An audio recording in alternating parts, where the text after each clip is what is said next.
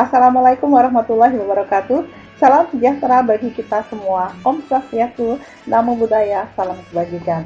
Bersama saya, Juna Singgih Channel, kita merdeka belajar tak bersekat ruang dan waktu. Untukmu, Indonesiaku.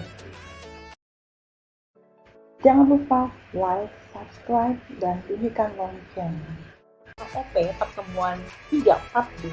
Kita masih membahas mengenai penghasilan tertentu dan tidak termasuk objek pajak. Ini referensi yang saya gunakan.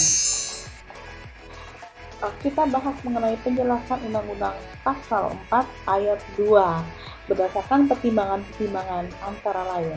Perlu adanya dorongan dalam rangka perkembangan investasi dan tabungan masyarakat, kesederhanaan dalam pemungutan pajak, berkurangnya beban administrasi baik bagi wajib pajak maupun dirjen pajak, pemerataan dalam pengenaan pajak, memperhatikan perkembangan ekonomi dan moneter.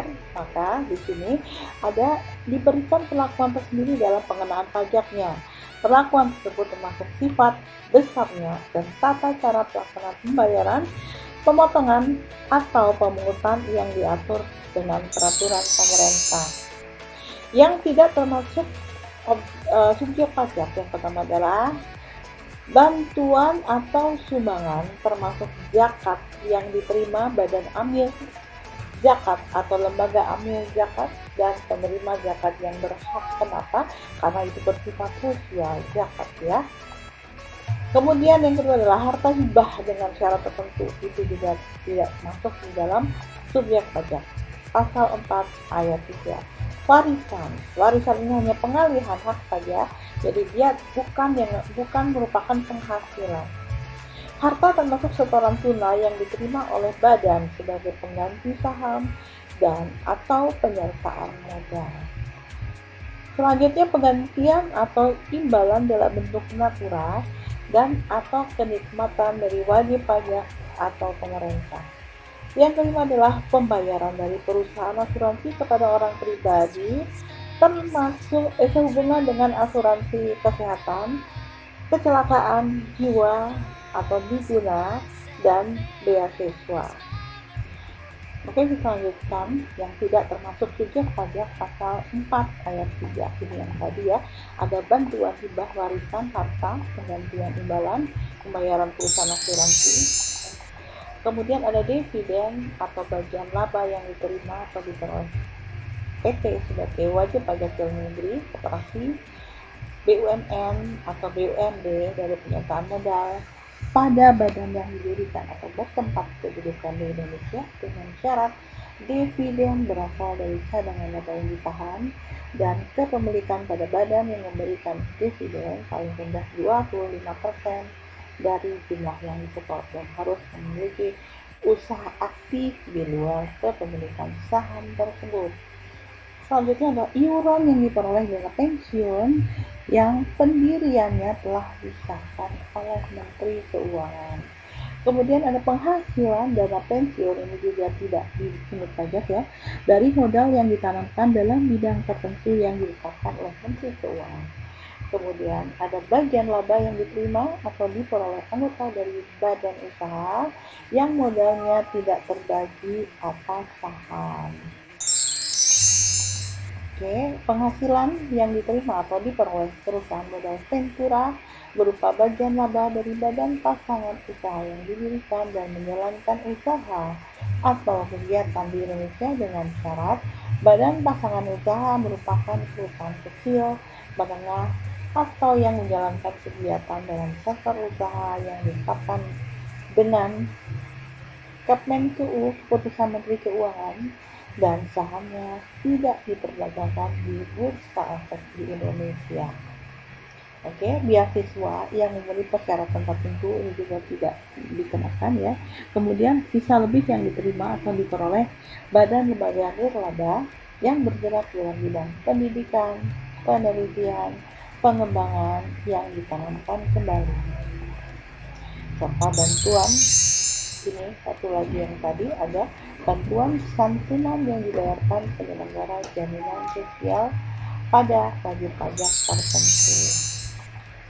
Jadi penjelasan BPH pasal 4 ayat 3 adalah Bantuan atau sumbangan hibah bagi yang menerima bukan merupakan objek pajak sepanjang diterima tidak dalam hubungan kerja, hubungan usaha, hubungan kepemilikan, atau hubungan penguasaan di antara pihak-pihak yang bersangkutan. Selanjutnya, penggantian atau imbalan dalam bentuk natural seperti beras, gula, dan sebagainya, sedangkan dalam bentuk kenikmatan seperti penggunaan mobil, rumah, dan fasilitas pengobatan. Apabila yang memberi imbalan berupa natural atau kenikmatan tersebut bukan merupakan wajib pajak atau wajib pajak yang dikenakan PPh, ini yang tadi kita ulangi lagi ya, untuk penggantian imbalan dalam bentuk natural seperti beras, gula, dan sebagainya, sedangkan dalam bentuk kenikmatan seperti penggunaan mobil, rumah, dan fasilitas pengobatan. Jika yang memberikan imbalan yang berupa natural atau kenikmatan tersebut bukan merupakan wajib pajak atau wajib pajak yang dikenakan PPh bersifat final dan wajib pajak yang dikenai PPh berdasarkan norma perhitungan, maka khusus imbalan dalam bentuk natural tersebut merupakan penghasilan bagi yang menerima atau memperolehnya.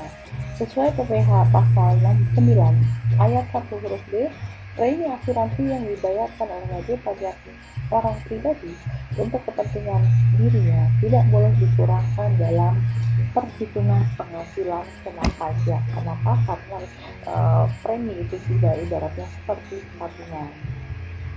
G yang dimaksud dengan BUMD atau BUMN antara lain adalah perseroan. Maksudnya yang dimaksud dengan BUMD dan BUMN antara lain adalah perseroan, bank pemerintah, dan BPD. Jika penerima dividen adalah selain badan-badan tersebut di atas seperti wajib pajak orang pribadi dalam negeri atau luar negeri, firma, CP, yayasan, atau organisasi sejenis, maka penghasilan berupa dividen atau bagian laba tersebut tetap merupakan objek pajak.